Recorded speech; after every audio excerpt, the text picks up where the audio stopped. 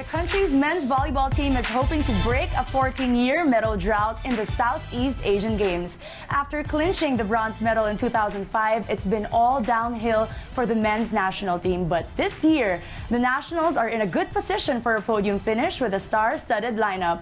With us today to talk about the challenges facing the men's national team, we have former Ateneo Blue Eagle Neil Flores, UAAP legend Mozzy Ravena, and UAAP champion coach Oliver Almadro.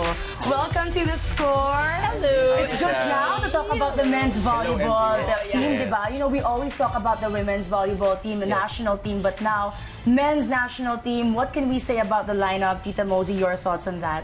Well, I think this is really a strong lineup. Per position, you can really see that parang they're the best for that position. Siyempre, yung iba will say otherwise, but I think it is really a good mix also, age-wise, and I think yung height, medyo advantage tayo ngayon. Palaban ng height natin. Yes. Coach Oliver, 2015, naging coach ka ng SEA Games at meron mga players dito ang naging player mo na Yes, rin. during my stint as the head coach of the national team, 2015 in Singapore, nandyan na yan si Mark Espejo, Rex Sintal, Ish Polvorosa, John Vic de Guzman.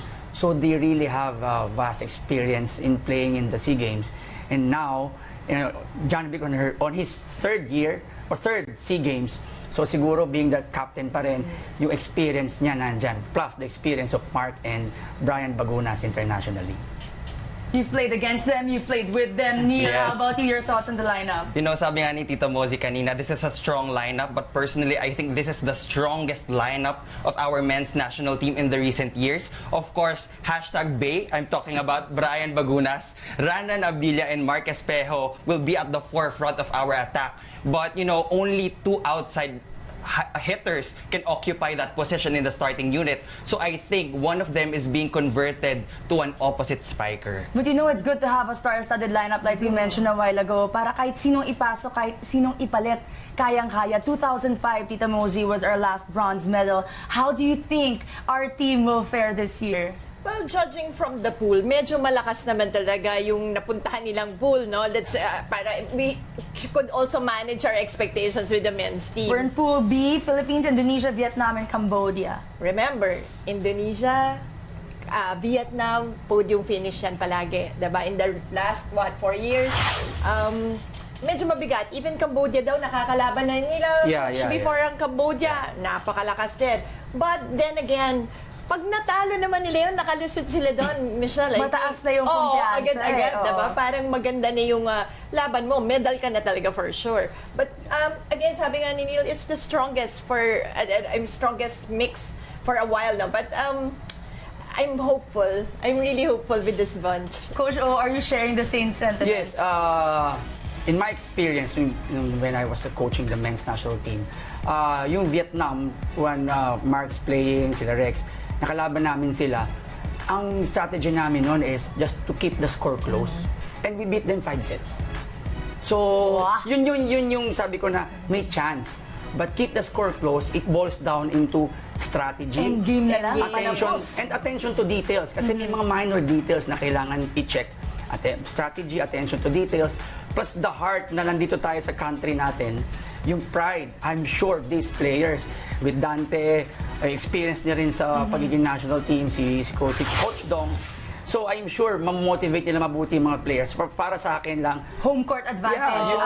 Yung Indonesia and Vietnam, possible na talunin eh. Sa akin, although podium finish sila, just keep the score close and with the crowd, with the positive vibe, I guess, makakukuha tayo dito. Basta malustan lang natin. Kasama tayo mag-cheer. Yes, yeah. Neil, how about you? 8 teams ang meron ngayon sa buong pool ng men's national, ng men's SEA Games. Sino sa tingin mo ang talagang kailangan natin paghandaan? Well, of course, in our bracket, sabi nga, malakas talaga. But in the past SEA Games, nakapag-set tayo sa Indonesia and Vietnam, and it was an incomplete lineup. So I think with our current roster, the offensive prowess that we have, we can make a run for their money. And if we can grab that #1 position and avoid Thailand in the crossover, mas maganda yung podium finish natin. Pero napakaganda naman ng pinakita ng men's national team last SEAG Tuna Championship. Neil, you were mentioning a while ago, we finished bronze. Yeah, just imagine, you saw a glimpse of the prowess of Mark Espejo and Brian Bagunas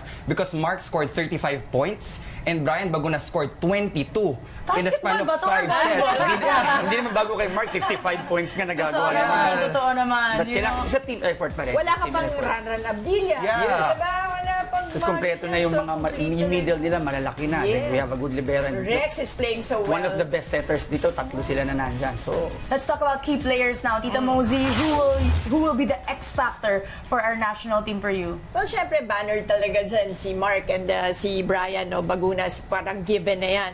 Pero syempre, yung magpa-play ng factor, as always, setter natin. But you have Jessie Lopez and you have Retamar also. So, young and Ish. Alam mo yung parang, ano nga yun by age, may middle, may very young, meron kang middle, at meron kang medyo experience. So, ang pwede mo i-game plan i-match up every time, diba? Tsaka different playing styles. Coach, sino ang mangingibabaw sa'yo sa ating national team? well, of course, nandyan na yung Mark and Brian. But of course, for me kasi, factor talaga yung libero and setter. So, libero setter. So, if the libero will really, yung magiging matalino, and the setter will really trust and have courage in all of his players, all of his teammates, I guess we'll have a good chance. Kasi hindi pa naman scouted yung mga players natin, really So, yung factor ng pagiging matalino ni Ish, nila Jessie, will really make a big factor dito. Talaga, they have to just to trust each other. First ball and setter-spiker connection. Dahil sabi nga ni Neil kanina, ang dami nating mga spiker na bibida ngayon for the national team. But who are your top picks for our national team? Well, nasabi na naman yung sa atake, so I really want to dwell on the setter's position because I think it's very strategic and smart for Coach Dante to choose Jessie Lopez, Joshua Retamar, and Ish Polvorosa because they have 3 different strengths in that department. Si Kuya Jessie, magaling siya to turn faulty receptions into excellent sets. Maturity is yes, there, that's correct. Ish Polvorosa, magaling siya sa low-fast transition plays. And then you have Joshua Retamar, the tallest of them all that will contribute to our net defense. Well, Alam mo, yun ang sabi ni Coach Dante sa akin. Tingin niya ang biggest advantage na ngayon, yung net defense niya, tsaka yung opensa niya and height. Ang kulang na lang daw so far is yung floor.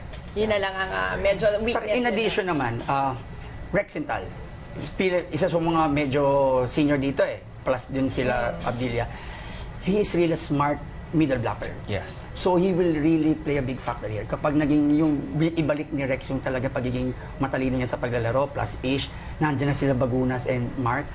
Talagang malaking factor yan para maka-podium finish tayo. So excited. November 28 na magsisimula ang ating SEA Games for the men's volleyball division. Parang women's din yan, November 28. Thank you so much, Tita Mozzy, Coach Oliver, and Neil for your insights. I'm sure the whole Philippines is excited to watch. Still ahead, Bo Belga and Gila's teammate Poy Eram share their favorite stories about former national team coach Yang Yao. Stay with us.